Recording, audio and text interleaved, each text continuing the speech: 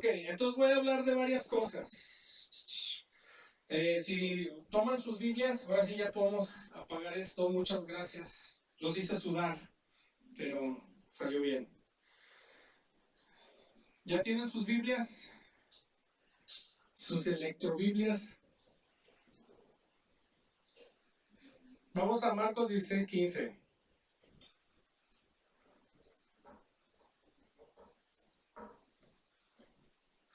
¿Ya están ahí? Está por allí en el lado derecho como en la mitad de la Biblia. Así siempre dicen, ¿verdad? Del lado derecho a la mitad de la Biblia. ¿Ya? ¿No? Ya, uno. ¿Quién más? Los jueves hay un curso de cómo encontrar escrituras. ¿Eh? Dice, y les dijo, ir por todo el mundo y predicar el evangelio a toda criatura. Eh, Después Jesús ascendió, los discípulos no salieron a todo el mundo a predicar el evangelio. Hubo ahí un problema. Se pasaron un tiempo en Jerusalén. Y yo lo que quiero hablar es que a veces como iglesia cometemos el error de no salir a predicar al mundo. Vamos a orar rápidamente, ¿no? Padre, yo te pido que tú abras nuestros corazones, Señor, que abras nuestras mentes. Padre, yo te pido que tú pongas en nosotros una visión mundial, no nada más aquí en Durango o en Villas. Padre, yo te pido que tú toques nuestros corazones, que comencemos a aprender qué es tu corazón para el mundo que no te conoce. Padre, en nombre de Jesús te damos gracias. Muy bien. Así vamos a apagar esto. El mandato que Jesús les dio a los discípulos era que fueran por todo el mundo a predicar. Eso era la cosa que ellos deberían de haber hecho. Pero por X razón no salieron inmediatamente, se quedaron un tiempo en Jerusalén, y como que no querían salir. Y yo creo que muchas veces es algo que sucede en nuestras iglesias. Comenzamos una iglesia, comienza una visión local, que no está mal, ¿eh? O sea, debemos de tener una visión local. Recuerdo un pastor que decía que dice, o sea, cuando la luz brilla, dice, la luz que brilla más es la que brilla más lejos, ¿no? Entonces, obviamente, si brilla aquí, está bien que brille aquí, que podamos esparcir el evangelio aquí en Villas, en Durango, en México, pero nuestra luz sí tiene que llegar a todo el mundo, tiene que llegar. Sería injusto que nosotros nada más pensemos que Dios nada más quiere la salvación para Villas o para Durango, quizás. No es así la cosa, es para todo el mundo. Y yo creo que hay muchos problemas sociales o problemas, o sea, como dificultades espirituales, porque nosotros no vamos a predicar, no vamos a compartir ese evangelio. ¿Se acuerdan cómo estamos hablando? Hemos estado hablando acerca del dar, ¿verdad? Y cómo el dar es una bendición, ¿no? Y cómo al poder dar de nuestros recursos y todo eso, el Señor puede bendecirnos, ¿no? Yo creo que es lo mismo cuando nosotros no estamos yendo a otros lugares para predicar, nos estamos quedando con toda la bendición que Dios nos dio. Entonces, no nos da más. ¿Sí me entienden? Porque no, ¿para qué? ¿A quién lo estamos vaciando? ¿Sí me entienden? ¿O no? ¿O explico un poquito mejor? Entonces yo creo que nosotros fuimos diseñados para no solo vertir nuestros recursos en el mundo, sino también llevar y desparramar lo que aprendemos en Cristo. Entonces, por ejemplo, nosotros vamos a la sierra, vamos a un ejemplo, ¿no? Es más, ese es un campo misionero gruesísimo, está aquí a vuelta de hoja. Como dicen ahí en la sierra siempre me los cotorreo porque dicen, puro, ¿verdad? Que usan los labios ahí para apuntar. Le digo, oye, y cuando es traslomita le hace así. Pero hay un chiste local entre ellos y nosotros. Pero, o sea, está ahí tras lomita. Ese es otro chiste. Para ellos es ahí detrás de la lomita. Y luego cuando menos piensas 2 días después, así todo barbudo. Y, ¿dónde, brother? Y, no, aquí tras lomita. Pero está aquí cerca. Es un lugar donde muy poca gente conoce el evangelio. Es más, la verdad hasta eso la católica ha hecho un mejor trabajo en eso porque la católica ya está. Y casi en todos los pueblos hay una católica, ¿eh? O sea, nos estamos quedándonos atrás miserablemente. Y yo creo porque es esa falta. Y yo creo que por tener esa falta de visión, nosotros nos estamos viendo con problemas aquí en nuestras iglesias locales de el derramamiento del Espíritu de Dios sobre nosotros. Ando buscando mi celular para poner mi tiempo. No voy a hacer que me pase y luego me llegan las quejas y que se quieren ir de iglesia, cosas de esas. Pero bueno, que Dios les bendiga en todos modos, decía mi abuelo. Y creo que cuando nosotros comenzamos a hacer eso, hay como un rompimiento de fortaleza, se podría decir. Se comienzan a quebrantar. Cuando ellos no se quisieron ir de Jerusalén, llegó una persecución a Jerusalén, a Israel. Si uno ve lo que es la historia de la iglesia cristiana, ¿cómo se puede decir? Como el tiempo bíblico, pues la historia de la iglesia, ¿no? Se puede ver que así los años, como que así crecía poquito a poquito, pero comenzó la persecución y se ve así como que se esparce. Entonces, yo creo que la persecución Dios la trajo. En realidad creo eso, o sea, como que Él dijo, bueno, si ustedes no quieren ir por sus ganas, pues yo les ayudo, yo les echo la mano que puedan ir. Y de repente empezó una persecución y se fueron todos para todos lados y se comenzó a esparcer el evangelio por todos lados, ¿no? Fíjense, de todo eso, Israel llegó a ser del enfoque, como que dejó de ser el enfoque, y luego Egipto era un enfoque muy grande de la iglesia, y luego hasta Roma comenzó a tomar parte en eso, y Roma o sea, fue algo gigantesco, se cambió el enfoque de todo aquí en Israel, y empezó a salir así por todos lados, ¿no? Y hemos visto que la iglesia ha tomado enfoques diferentes en diferentes tiempos. Después, en tiempo, podemos ver que Gran Bretaña tuvo un crecimiento impresionante en lo que es misiones mundiales y todo ese tipo. Y luego después Estados Unidos tuvo también un crecimiento grande y empezó a mandar misioneros por todos lados. Y ahora estamos viendo un cambio de nuevo. Ahora estamos viendo otro cambio. Están saliendo otros países que están rebasando los misioneros que Estados Unidos manda, estamos viendo. Entonces como que se está corriendo, pero todo eso es gracias a misiones, gracias a que el Señor trajo una persecución a Jerusalén. A lo mejor podríamos decir que no nos gusta esa idea, pero yo creo que si nosotros no estamos dispuestos a ir, entonces el Señor nos va a tomar, ahora sí como dicen, el toro por los cuernos, ¿verdad? Y va a decir, ok, si ustedes no quieren, entonces yo los voy a hacer que ustedes salgan y va a venir algo. Y es chistoso que también cuando hay persecución hay un avivamiento gruesísimo. Y yo creo que es porque cuando hay persecución no hay oportunidad de estarse peleando por tonterías doctrinales. Ya uno está así como que, ¿tú crees en Dios? No manches, yo también. Vamos acá a la cueva juntos a adorar a Dios, ¿sí me entiendes? O sea, ya las demás cosas ya no importan realmente, ya pasa a otra cosa. Y también creo que al ver sangre de mártires, también hay un rompimiento de fortalezas y el espíritu comienza a fluir. Y eso lo podemos ver con el primer mártir, que fue Jesús. Después de Jesús salió el Espíritu Santo, comenzó a haber convertidos en todos lados, ¿no? Hay varios libros buenos, uno que les recomiendo, híjole, no es que no me acuerdo cómo se llama, es de Nathan Saint, con los indígenas Aucas si no estoy equivocado, de Ecuador, ¿no?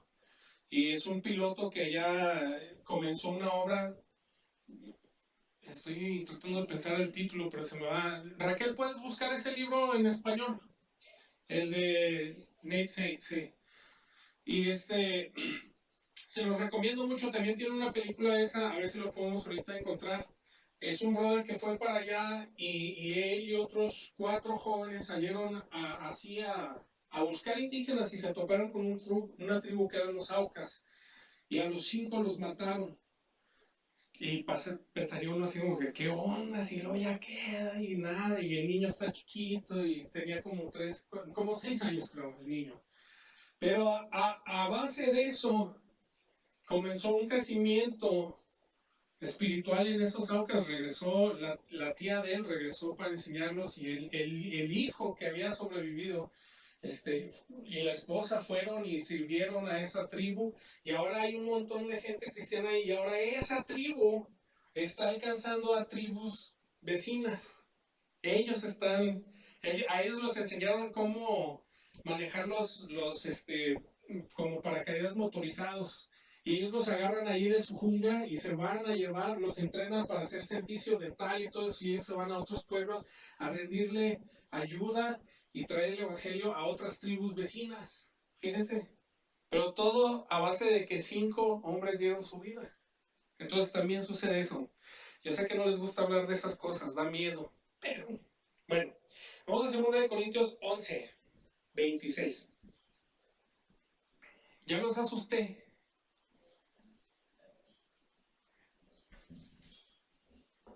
¿Ya?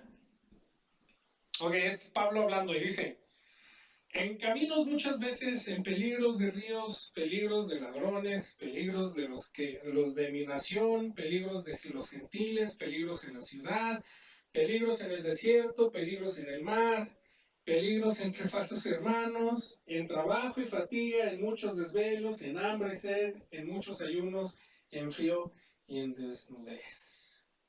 Y creo que también en nosotros siempre hay una seguridad falsa. Ahora, la razón que estoy hablando de él, obviamente Pablo viajó mucho. Él viajó hasta España. Se cree que viajó hasta España. Y déjenme decirles que en ese tiempo viajar no era como hoy.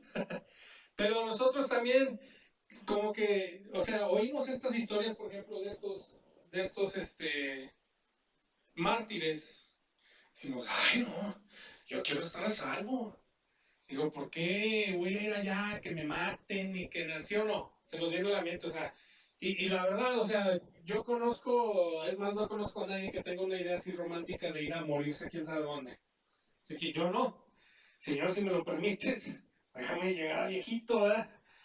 Ya que me ande muriendo, pues sí, ya me puedes matar, pero hasta entonces quiero vivir bien y esa es una idea que tenemos. Entonces, muchas veces, bajo esa idea de querer vivir o ser viejo, anciano, que es lo que se nos enseña, ¿verdad? Ese es como parte del éxito, es vivir muchos años, ¿no? Decimos, pues es que yo no quiero ir a arriesgar mi vida a quién sabe dónde, y que me maten, y que me quiten la vida, y mejor me quedo aquí. Pero miren, recientemente ahorita que estaba este grupo que vino a visitarnos, me contaron una historia, y la verdad, está gacha la historia y se las voy a contar para que vean. Sí, para que vean que o estén aquí bajo miedo o que vayan bajo miedo. Una de las dos. Pero miren, hubo un misionero que tenía su familia no me acuerdo dónde, en Latinoamérica, y se puso muy mal el asunto ahí el narcotráfico y secuestros y lo estaban amenazando. No sé si han estado viendo todo lo que está pasando ahorita en Guanajuato, México, o sea, toda esa área ahorita está, haz de cuenta, así estaba, así como estamos ahorita, o hace años, ¿verdad? Sí, que se puso muy feo. Entonces, a él le preocupó sus 2 hijos y su esposa. Dijo, ¿sabes qué? Yo no quiero que le pase algo a mis hijos y a mi esposa. Y le llamó a la iglesia y le dijo, ¿sabes qué? Me quiero regresar, nos queremos regresar. Y entonces se regresaron a Estados Unidos, estuvieron un tiempo ahí. Y ahorita voy a aclarar todo esto para que no se asusten. Y en ese tiempo que estaban en Estados Unidos, a uno de sus hijos lo picó una víbora, algo así, o tenía una infección muy fuerte, algo así, estuvo así el rollo. Chiste es que el papá salió corriendo de la casa para llevarlo al hospital y al hacerse para atrás, él no se dio cuenta, pero atropelló a uno de sus hijos. Pero él no supo, entonces él se fue al hospital y su hijo falleció en el hospital. Y de regreso se dio cuenta que había atropellado a su hijo. Entonces cuando la esposa salió y vio eso, a la señora le dio un paro cardíaco y ella también falleció ahí. Y se quedó solo.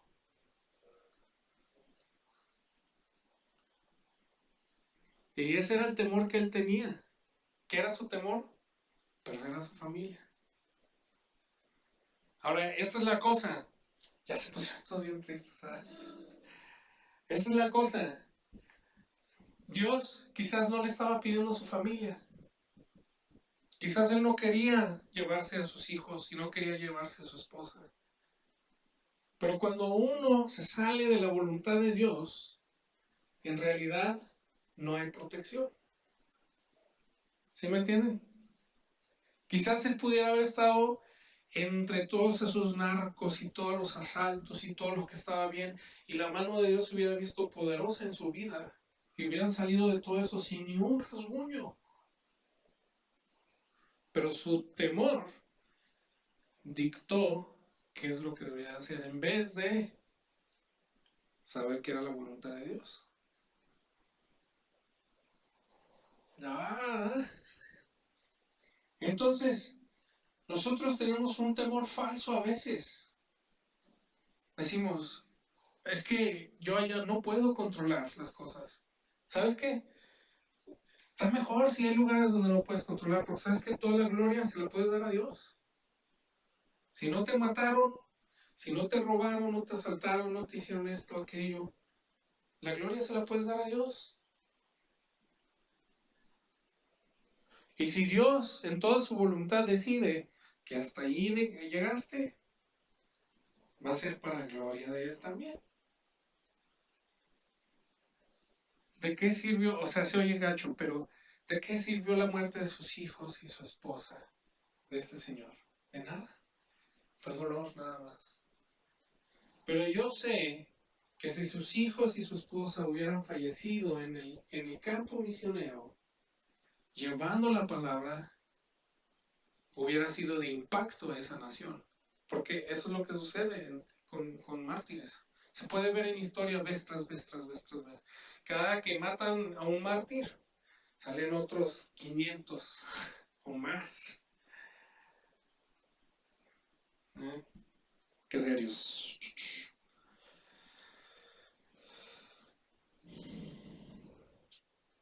Una de las cosas que nosotros debemos estar dispuestos como cristianos es rendir nuestras vidas al servicio de Dios. Y eso quiere decir entregar nuestras vidas.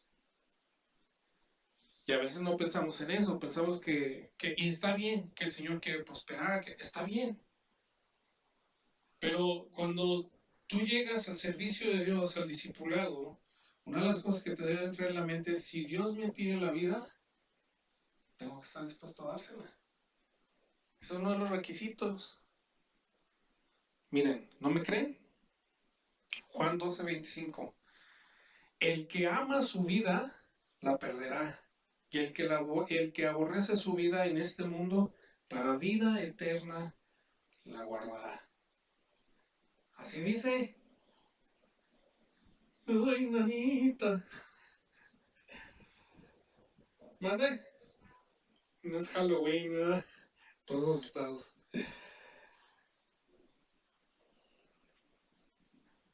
La seguridad no se encuentra en nosotros si es que nosotros estamos a salvo o no. La seguridad se encuentra en el centro de la voluntad de Dios, ¿ok? Y últimamente nuestra meta es llegar al cielo. Si quieres llegar de panzazo, vas mal. Ok, Pablo viajó hasta España, ¿verdad? Dijimos que era diferente. Hay un camello que creo se le dice de Lul o algo así, es un camello un poquito diferente al camello normal. Ese camello, no más les quiero dar algo, o sea, no, de que miren qué sufrido, sino estoy diciendo, miren lo que Dios ha hecho para que nosotros podamos llevar el evangelio al mundo comparado a esos tiempos, ¿ok?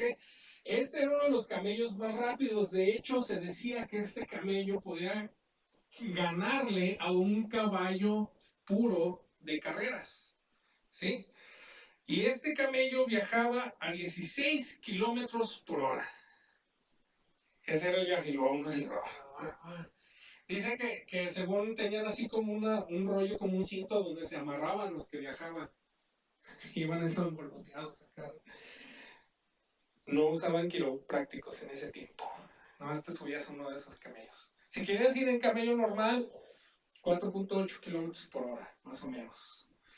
En un barco, 7 kilómetros y medio, más o menos. Si Pablo fuera a agarrar desde Jerusalén hasta España, seguido sin parar, ¿eh? Serían 10 días de camino en camello. O sea, imagínense acá 10 días así. Si ibas en barco, que normalmente no se usaba ir en barco a menos de que eran distancias más cortas y eso, pero en barco eran 17 días. Fíjense, casi lo que se tarda uno en cruzar el Atlántico hoy en día, más o menos un poquito más, ¿no? Parte de los preparativos para un viaje, tenías que pagar todas tus deudas, porque a lo mejor no regresabas. Entonces todas tus deudas tenían que estar pagadas. Tenías que dejar todo listo, con testamento y todo el rollo. Tenías que llevar todo tu dinero que ibas a necesitar para ese viaje. Recuerden, en ese tiempo no había así como que cajeros automáticos, ¿verdad? Tenías que llevar tus víveres y tus animales. Y aparte de eso, tenías que viajar en caravana, porque era peligroso. Nadie viajaba solo, porque no se podían defender de rateros y animales, bestias y ese tipo de cosas. Entonces viajaban en caravana. Eh, Hasta hace poco, en los 1940, cuando su abuelo fue a China, eh, bisabuelo, perdón, fue a China, su bisabuela cuenta de que ellos estaban esperando una caravana y llegó una, y el señor le dijo a su bisabuelo, no te vayas con ellos, y dijo, no, pues no nos vamos a ir. ¿Mande? Sí, por el Tibet. Y no nos vamos a ir, y su tatarabuela se enojó. Sí, no es no, sí es tu bisabuela, perdón. Se enojó porque tenía que pasar 3 meses en una casa hecha de estiércol hasta que pasara otra caravana. Entonces cuando finalmente llegó esa caravana, se montaron todos y comenzaron al viaje, y dicen que como a 2 horas más o menos de viaje, encontraron a todos congelados en posición, la caravana que había salido anteriormente. Todos montados, algunos caminando, todos habían congelado en una tormenta de hielo, y se murieron todos.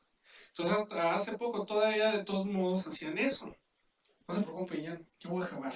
Seguro ya los tengo bien espantados. Ok, Romanos 10, 13 al 15, vamos por allá, ya casi acabo. Dice, ¿cómo pues invocarán a aquel en el cual no han creído? ¿Y cómo creerán en aquel de quien no han oído? ¿Y cómo oirán si no hay quien les predique? ¿Y cómo predicarán si no fueren enviados? Como está escrito, cuán hermosos son los pies de los que anuncian la paz, de los que anuncian las buenas nuevas. Nos gusta oír historias de misioneros y cosas que nos emocionan, pero si nosotros no vamos a anunciar el Evangelio, ¿cómo va a oír el mundo? No podemos dejarle esa tarea a alguien más. La razón que hay misioneros es porque nosotros como iglesia no hemos hecho nuestra chamba, porque todos deberíamos de ser. Pero como no hacemos nuestra chamba, tenemos que estar mandando gente para acá y para allá, porque nomás hay entre un grupo de 100, hay uno, quizás. A lo mejor un grupo de 1000, yo diría, hay unos dos. Pero nosotros debemos ser partícipes de esto. Si ustedes dicen, yo no puedo ir, la verdad, porque estoy muy mal, o etcétera, etcétera. Si no van tus pasos, que vayan tus pesos. ¿Eh? Y es la verdad, si no podemos ir, nosotros podemos aportar con lo que Dios nos ha dado. Mi esposa y yo, nosotros apoyamos a... Está contando. Miren, no lo hago para... No les digo esto para jactarme, lo digo para animarlos a ustedes. 10 misioneros diferentes. Nosotros apoyamos a 10 misioneros. Y no es para acá, o sea, yo quién soy, no soy nadie, pues, ¿sí me entienden? No es así como que, ay, el Jerry, o sea, yo lo estoy haciendo porque el Señor lo ha puesto en mi corazón. Necesitas hacerlo, ok, vamos a hacerlo. porque yo tampoco quiero ir a Perú. Que vaya Juan. Mortimer. De veras, yo me invitan de repente a ir a Perú y no, brother, ¿sabe qué? Ahí sí no me animo. Soy alérgico al calor. Muy bien, Mateo 28:19. Yo creo que ya se lo saben tanto que les he dicho pero por tanto, id y haced discípulos a todas las naciones, bautizándolos en el nombre del Padre, del Hijo y del Espíritu Santo. Es nuestro mandato hacer discípulos, ya sea aquí o en la India, ¿sí? Ahora, cuando también estoy diciendo que vayan y prediquen el Evangelio, no nada más estoy hablando que se vayan al lugar más gacho que se les viene a la mente. Es todo el mundo, también incluye a París. ¿Cuántos quieren ir a París? Todos, ¿ah? Gandallas. Pero yo también, entonces me incluyen con ustedes. Eh, pero es todos lados. Ahorita Estados Unidos se está convirtiendo en un campo misionero. Están bien perdidos. Es la verdad, no lo digo por ser gacho, pero hasta ellos están reconociendo, hay gente que está llegando de la India, de China, de Gran Bretaña para predicar en Estados Unidos, porque hace falta. En México hace falta, hay muchísimos lugares en México que todavía necesitan oír el Evangelio, muchísimos pueblos, Sudamérica, o sea, donde quiera que vayas, cuando salgas de este edificio, estás entrando al campo misionero, saliendo de estas puertas. Mateo 24:14. Y será predicado este evangelio del reino en todo el mundo para testimonio a todas las naciones, y entonces vendrá el fin. Entonces, Dios quiere darle la oportunidad a todos de oír el evangelio. ¿Queremos que venga pronto? Pues hay que predicar el evangelio. Hay que echarle la mano. Hay no me acuerdo exactamente dónde está ese versículo, pero hay un versículo donde dice que nosotros podemos apurar la llegada del Señor. Así dice. Y o sea, pues ¿qué tal? ¿Qué tal si Dios se está absteniendo de... bueno, estoy entrando a otras cosas que o sea, no quiero... Pero si nosotros no estamos haciendo nuestra parte para hacer lo que debemos, a lo mejor o sea, estamos estropeando el plan de Dios, pues, ¿sí me entienden? Es lo que quiere decir. ¿Ustedes quieren ser parte de estropear el plan de Dios? Yo no. Yo quiero ser de los que Él dice, ¿sabes qué, mijo? Se con 10. Ok, bueno, esa es mi parte. Ahí les va la parte número 2.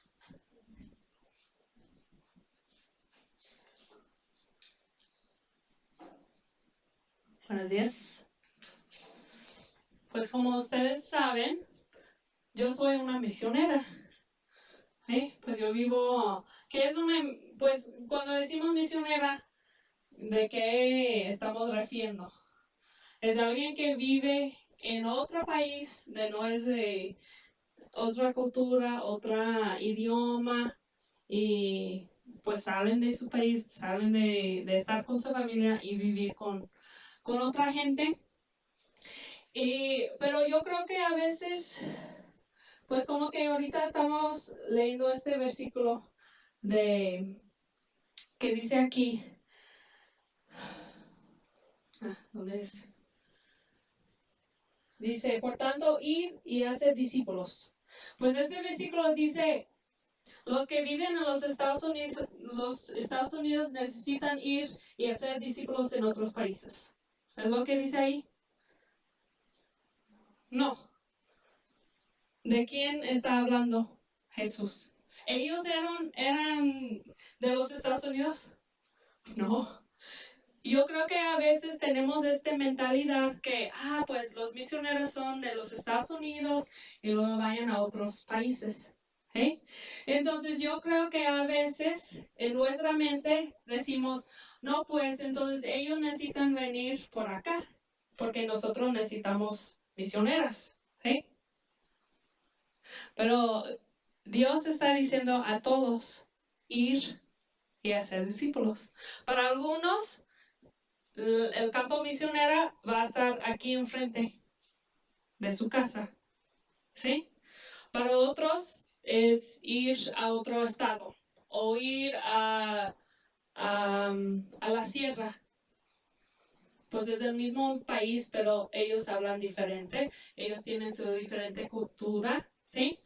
O para otros es ir a otro país muy lejos y vivir allá, aprender la idioma. Entonces, que estoy diciendo es que no necesitamos ver a la gente decir, pues ellos sí pueden hacerlo, pero yo no.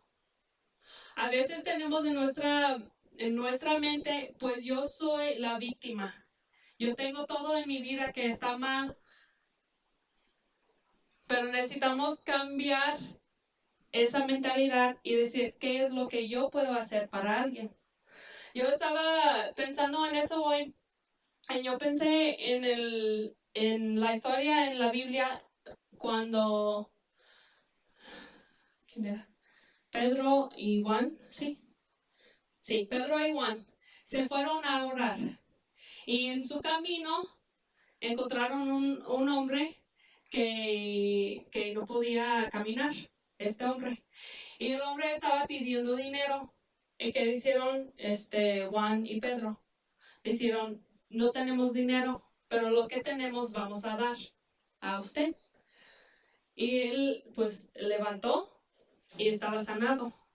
Pues muchos de nosotros en esa iglesia hemos pasado algo, una sanidad o algo en nuestras vidas, no puede ser algo diferente del cuerpo, puede ser pues que ya estás salvo, que estaba viviendo en el mundo y ya estás salvo y tiene Jesús en su vida.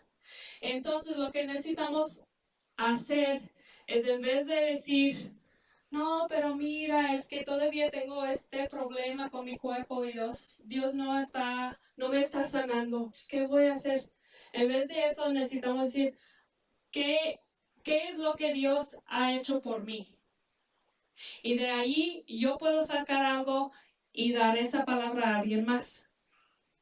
Entonces, esta es nuestra llamado. Para algunos puede ser nada más hablar con alguien que está ahí en el trabajo. Este es el campo el misionera. O para algunos pueden sentir algo en su corazón que sientes como que yo creo que tengo un llamado a ir con otra gente.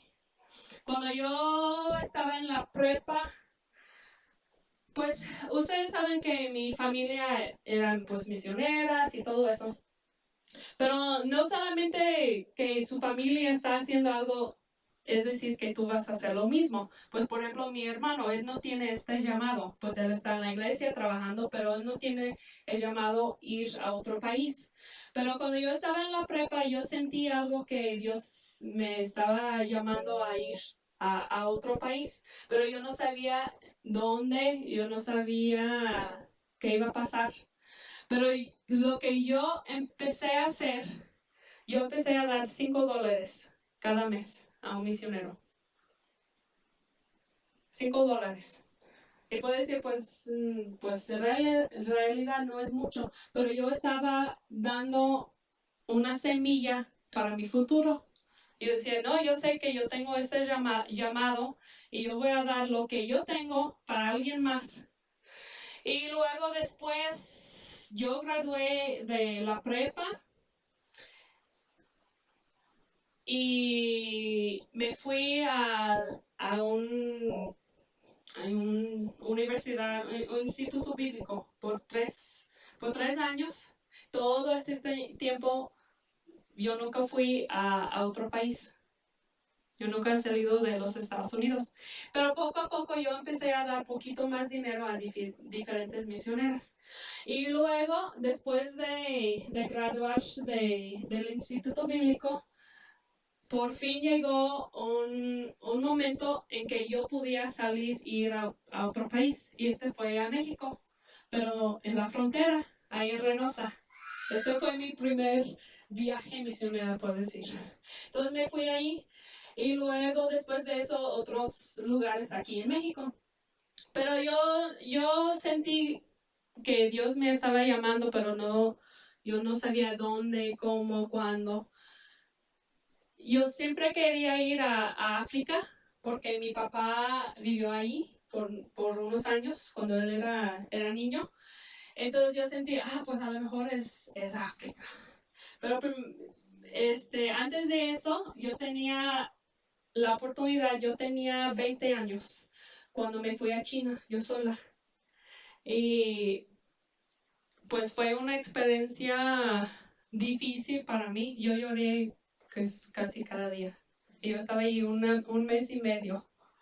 Y yo sentí como que, ay, no, yo soy, qué mala soy, que yo no puedo estar aquí y estoy llorando y todo. Pues yo estaba haciendo lo que necesitaba hacer, pero pues yo quería estar con mis papás, yo estaba bien lejos. Yo cumplí mis 21 años cuando yo estaba ahí.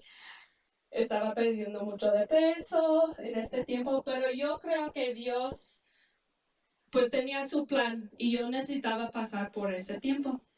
Y luego después de eso, no tengo fotos conmigo, pero después de eso me fui a África. ¿Puedo poner esa foto? Y este viaje fue nada más 2 semanas, yo creo. ¿Sí tiene? 2 semanas. ¿No? Está ahí, mira, con mis amigas que fueron conmigo. Y fuimos a África y todo, pero yo tenía un buen tiempo, pero yo no sentí como que, pues este es el lugar que Dios tiene para mí.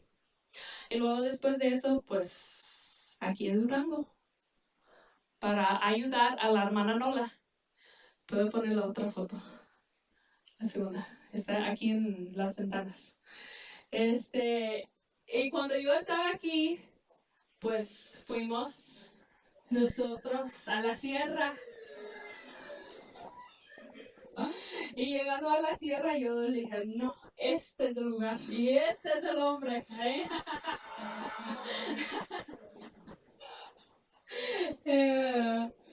Pero lo que yo quería decir es que yo no tenía todo el plan. Yo no sabía en dónde iba a ir. Yo no, pues, en la prepa, yo estaba tomando clases de español. Nada quedó aquí en la mente, ¿sí? Entonces yo no sabía que Dios estaba haciendo en mi vida. Yo nada más sentí algo aquí.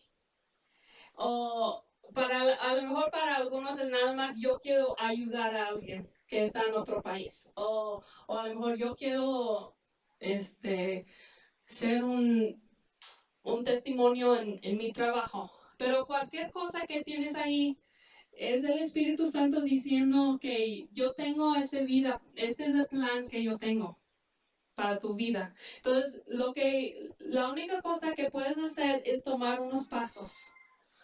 Sí, la Biblia dice que la Biblia es la lámpara, sí, para nuestro camino, dice algo así. Cuando usas una lámpara a mis pies, cuando usas una lámpara, ¿puedes ver bien lejos? No, nada más puede ver enfrente. Pero si estás ahí y tú sientes como que, necesito dar esto, necesito tomar este paso, pero nunca tomas el paso, nunca vas a llegar al lugar que Dios tiene. Entonces necesitamos nada más tomar los pasos que Dios tiene. En un momento vamos a decir, ay Dios mío, ¿cómo es posible que estoy aquí? ¿Sí?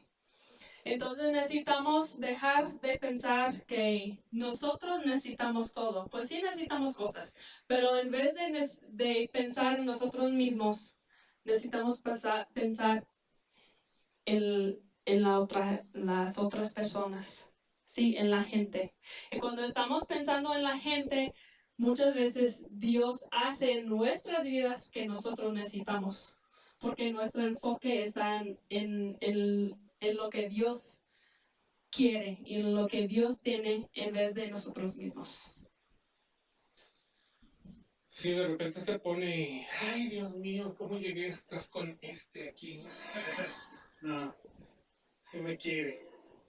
Dicen, Fíjense que leí una esta que decía, nunca te burles de las decisiones de tu esposa porque tú fuiste una de ellas. Así. Y bueno, pues ya queda. Mire, una de las cosas que ella está diciendo, estuvo buena esa. Yo creo como mexicanos tenemos una mentalidad victimaria. Nos gusta ser víctimas. El gobierno me debe, es que no tengo, es que me necesitan ayudar, es que sin la ayuda del gobierno. Miren, una vez yo estuve en una junta de pastores donde yo me agüité tanto porque uno de los pastores le estaba preguntando a un abogado cómo le podían hacer para bajar recursos del gobierno para construir una iglesia. Y yo me quedé, o sea, por eso el gobierno a veces no nos quiere a los cristianos. Porque en vez de estar aportando, estamos succionando. Y necesitamos deshacernos de esa mentalidad. ¿Saben qué? Nadie jamás se acuerda de la víctima. Nada más se acuerdan del héroe. Nada más. Jamás, si tú quieres ser víctima toda tu vida, jamás se van a acordar de ti. Nadie. Y no vas a hacer ningún impacto. Jamás. Pero si tú cambias esa mentalidad y dices, sabes que yo no voy a ser víctima, yo voy a ser alguien que va a hacer algo. Vas a impactar vidas y la gente se va a acordar de lo que tú has hecho. Y no solo eso, sino Dios se va a acordar de lo que tú has hecho. Pero de ti depende, de cada uno depende, ser víctima o ser alguien que va a hacer cosas. Vamos a ser hacedores o víctimas. ¿Ustedes deciden qué quieren hacer? Yo no voy a ser víctima. ¿Y saben qué? Mucha gente por eso tampoco recibe sanidad, no recibe bendición, porque no lo quieren. Lo que realmente quieren es ser una víctima. Había un chiste, porque en Estados Unidos, cuando te estás lisiado, te dan como compensación de trabajo, porque no puedes trabajar, es un programa de gobierno. Y dicen que cuando Jesús calmó las olas o no sé cómo estuvo el rollo, que todos los discípulos estaban ahí, qué padre. O después de que los milagros que hizo Jesús o lo que sea, pero no encontraban al Pedro.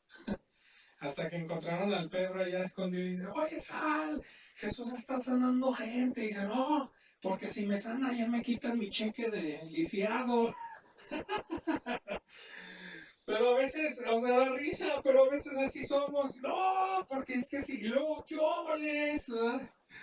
Entonces, no hay que ser víctimas, hay que ser hacedores. Ahora les quiero, va a pasar mi mamá, si gusta pasar, jefecita chula.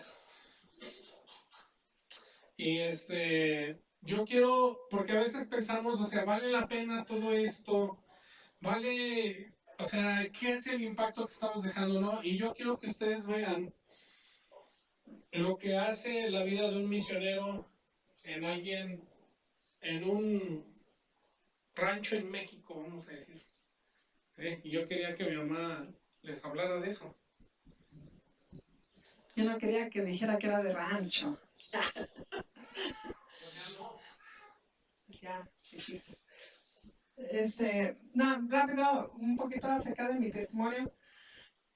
Sí, yo vengo de Vicente Guerrero y en aquel tiempo no era rancho, era pueblo, ahora es ciudad. Es ciudad.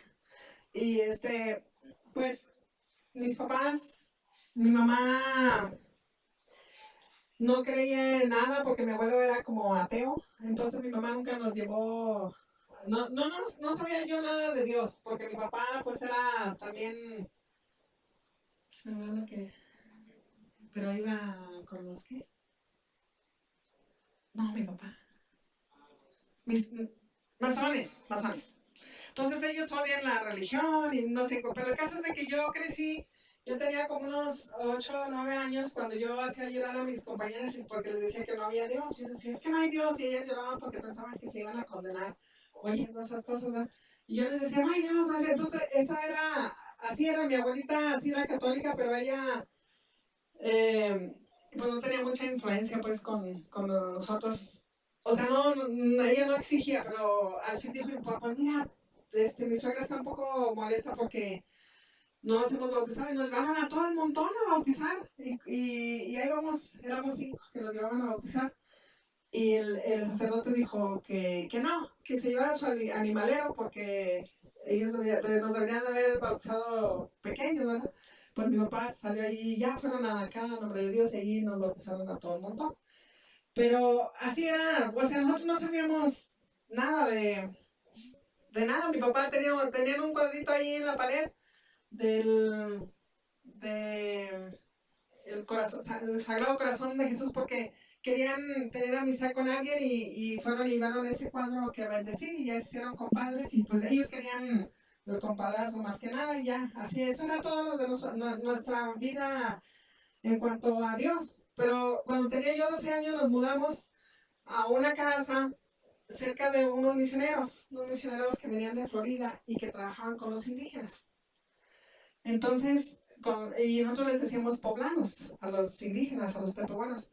Y a mí me caía muy mal que siempre había muchos tepehuanos ahí en la casa, y que ellos tenían una niña que era tepehuana porque ellos la habían adoptado, pero era de nuestra edad y nosotros jugábamos con ellos y queríamos ir todo el tiempo con ellos.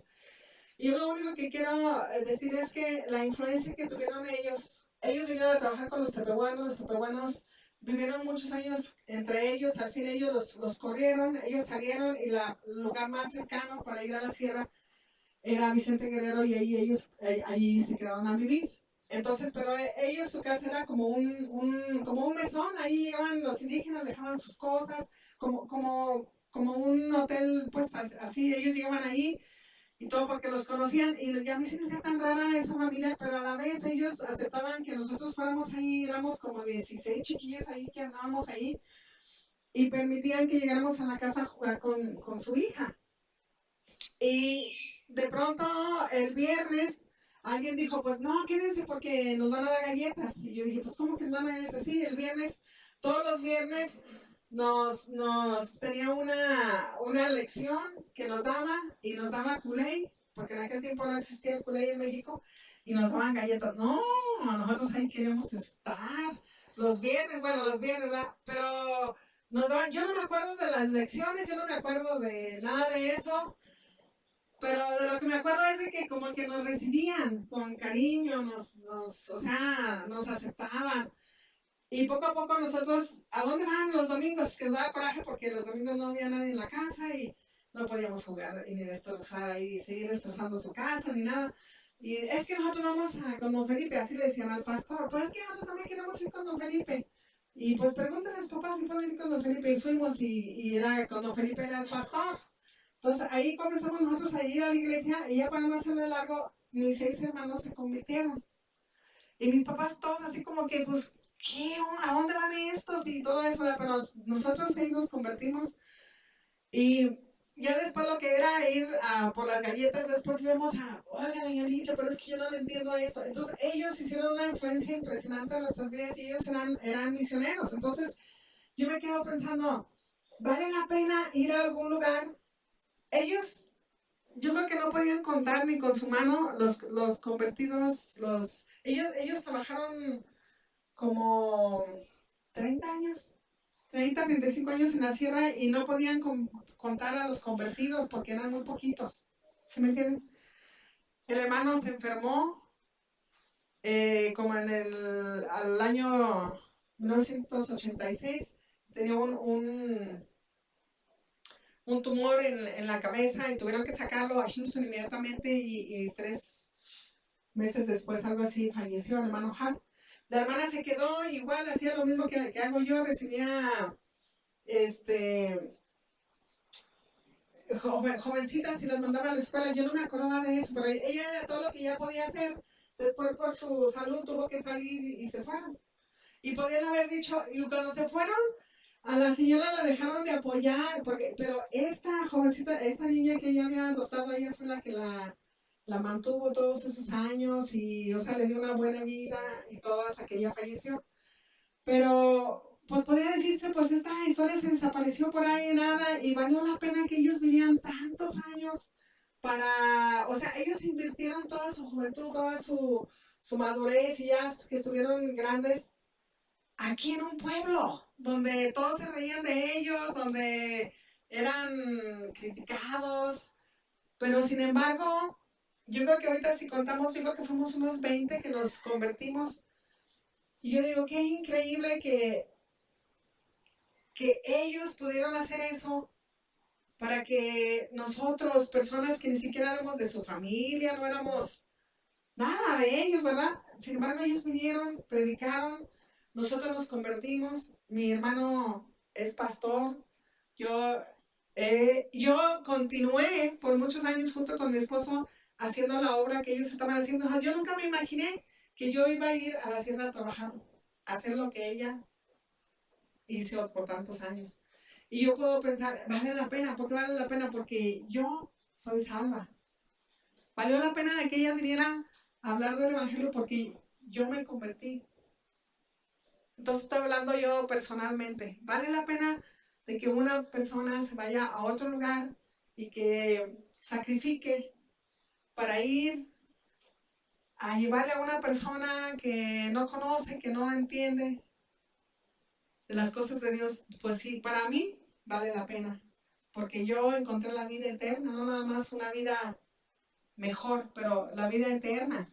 Y yo siento que he sido de influencia para muchos. Ahorita que estoy trabajando con las muchachas, yo me doy cuenta que ellas han cambiado. No les estoy diciendo cada día qué hacer, cada día la Biblia, pero algo han visto en nosotros que han cambiado su vida. Entonces, vale la pena, hermanos, vale la pena no pensar en nosotros, vale la pena pensar que el Señor, que Dios tiene razón cuando dijo, y ve, id y hacer discípulos. Vale la pena. Yo creo que es todo.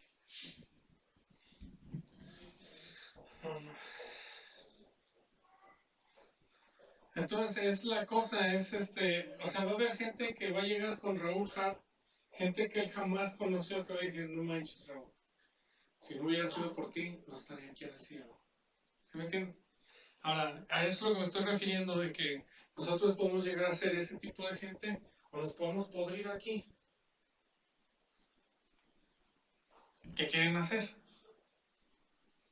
Pero yo les pregunto, ¿qué quieren hacer? ¿Quieren hacer algo para el reino ustedes? Sí, ok. Entonces, yo creo que este domingo que entra va a ser una oportunidad para nosotros. Por eso les pido que vénganse preparados para dejar una ofrenda para estos brothers. Ellos están haciendo un impacto increíble. Miren, esta iglesia aquí está aquí por el legado de gente que vino a México a dejar el Evangelio. Es la única razón que estamos aquí. Bueno, esa y la misericordia de Dios, ¿no? Pero si no fuera por esa gente, no estaríamos aquí, estaríamos todos perdidos. Y hay mucha gente que así está, que no tiene esperanza hasta que nosotros podamos ir. Entonces, ¿cómo ven? No, pues qué ahogados. ¿Cómo ven? Pues si gustan ponerse de pie, nos vamos a despedir.